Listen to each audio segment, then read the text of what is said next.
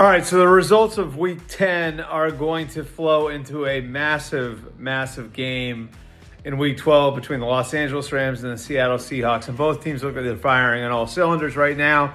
That would be my big takeaway from the late window of Week 10. The Seahawks have created a couple of statistical anomalies for themselves that I think really illustrate how well they're playing.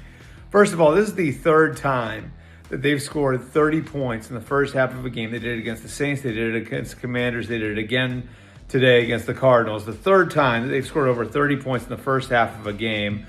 I don't know what the number is, like how often that's happened, but it can't have happened much. And the other thing they did today that was just fascinating to me, they only threw the ball 12 times. They ran it 46 times. They called 13 pass plays. There was a sack in there. But I think it goes to show how they can control a game and how they can win games different ways. And this is starting to feel like a team that doesn't have a ton of weaknesses. You can quibble about the interior of the offensive line, but they do have a really good young player in there in Gray Zabel, and they've started to work on fixing that. They add Rashid Shaheed, which brings the speed element to their offense.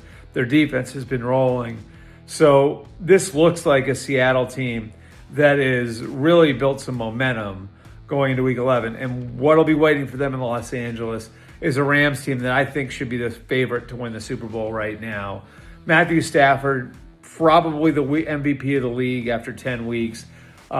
He's playing at an off-the-charts level, and you saw it again today. He had 8 different receivers, 4 touchdown passes, looks so in control. And that is, again, another team that's really complete. Good offensive line, deep at tight end, deep at receiver.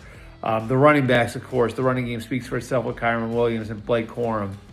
You know, that defensive front, I think, is as good as any in football. They trade for Roger McCreary to fill their one hole at corner. So Rams, Seahawks, both those two teams come into Week 11 rolling, and they will play each other. They've got 2 games against each other left, should determine the NFC West. The Niners are still hanging out there on the periphery.